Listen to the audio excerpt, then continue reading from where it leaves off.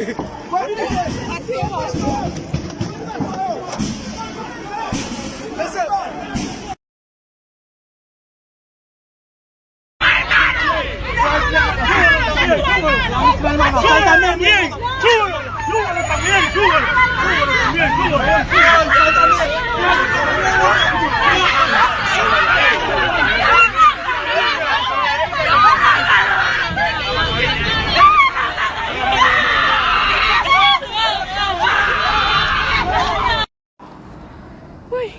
mes amis. Oui, mes amis, comment m'a tremblé au tir au monde, oui. Je suis pas capable. Regardez comment Dominique a tiré monde. Oui. Mais ouais, regardez côté on fait, ouais côté aller. Ouais, yo courir derrière là, puis tout grand pek fait là. Eh, vous n'avez mourir?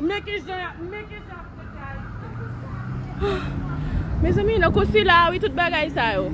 Bonjour Stéphanie Schuller. Bonjour Juan, bonjour à tous. Et spécialiste notamment de la situation en Haïti, on vous a donc demandé de nous rejoindre ce matin car Clément, qui est au Bénin à Parakou, a des questions justement sur Haïti. Bonjour Clément. Bonjour Juan. Soyez le bienvenu. Bonjour RFI. Nous vous écoutons avec Stéphanie Schuller. Oui, j'appelle en direct de Parakou au Bénin. Oui. Et j'ai une préoccupation. Le ministère des États-Unis en Haïti a démissionné pour dénoncer l'expulsion des migrants haïtiens. Alors ma question est que Daniel Fousse, qui c'est comme ça on l'appelle, a également condamné l'ingérence des États-Unis dans la politique haïtienne. Sur quel fait s'appuie-t-il exactement? Oui, démission surprise, effectivement, de l'émissaire des États-Unis, nommé il y a seulement 2 mois, Stéphanie Schuller. La lettre de démission de l'émissaire spécial des États-Unis en Haïti a fait l'effet d'une bombe la semaine dernière. Oui, et pour cause, Juan, c'est la première fois qu'un haut fonctionnaire américain encore en service critique l'ingérence permanente des États-Unis en Haïti. Alors je vais vous donner quelques exemples et sachez-le Clément, cette liste est loin d'être exhaustive. Prenons par exemple l'élection présidentielle à la fin de l'année 2010, quelques mois seulement après le terrible tremblement de terre. Selon les autorités électorales haïtiennes, 2 candidats se qualifient pour le second tour. Il s'agit de Jude Célestin et de Mirland Maniga. Ce résultat ne plaît pas à Washington, qui dépêche une mission de l'Organisation des États américains sur place, officiellement pour des soupçons de fraude. Un recomptage des voix est entrepris dans la plus grande opacité.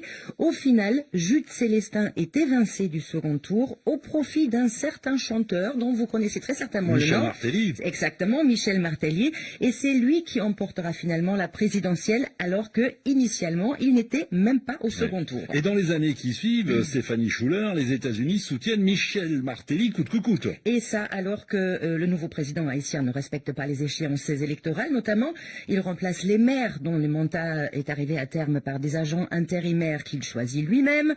Et en janvier 2015, la crise institutionnelle monte encore d'un cran. Faute d'élections organisées à temps, les mandats des députés cette fois et de 2 tiers des sénateurs touchent également à leur fin. Et là, nouvelle ingérence flagrante de Washington. L'ambassade des États-Unis publie un communiqué qui dit Washington va continuer, quoi qu'il arrive, de travailler avec Michel Martelly, même si le président haïtien doit légiférer par décret. C'est un affront énorme pour les élus qui, à ce moment-là, sont encore en poste.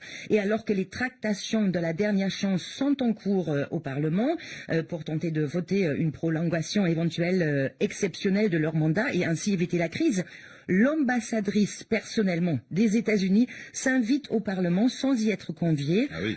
Je me souviens très bien de cette scène, j'y étais. C'était un scandale absolu et cela montre très bien que Washington ne porte pas la souveraineté d'Haïti en très haute estime. Est-ce qu'on imagine par exemple l'ambassadeur des États-Unis débarquer dans une session de l'Assemblée nationale à Paris?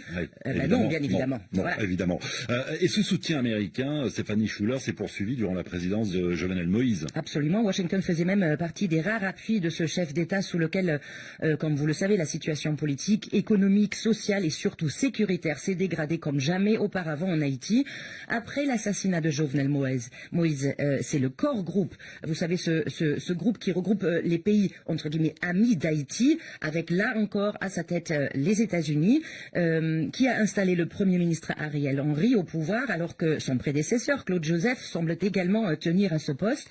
La liste est donc longue, Clément, mais pour faire court, Toutes ces actions américaines ont laissé des traces dans la société haïtienne. Aujourd'hui, par exemple, beaucoup d'Haïtiens ne veulent même plus voter. À quoi bon si, à la fin, c'est Washington qui décide? Oui, voilà quelques exemples de l'ingérence des États-Unis en Haïti. Il n'y a pas que les États-Unis qui s'ingèrent dans la politique au quotidien en Haïti. Vous avez une dernière question, il me semble, Clément?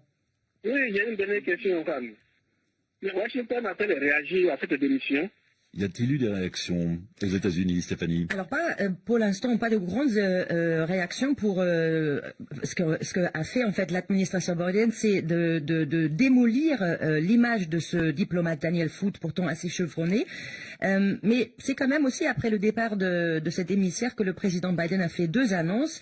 Premièrement, l'utilisation des chevaux pour sécuriser la frontière américaine est suspendue jusqu'à nouvel ordre, et les gardes frontières responsables des violences contre les migrants haïtiens vont devoir payer pour leurs actes, mais pas encore d'annonce concrète, et probablement il n'y en aura pas sur la politique américaine en Haïti. Songez, j'aime abonner à nous, cliquez sur le petit cloche là pour recevoir toutes nouvelles vidéos.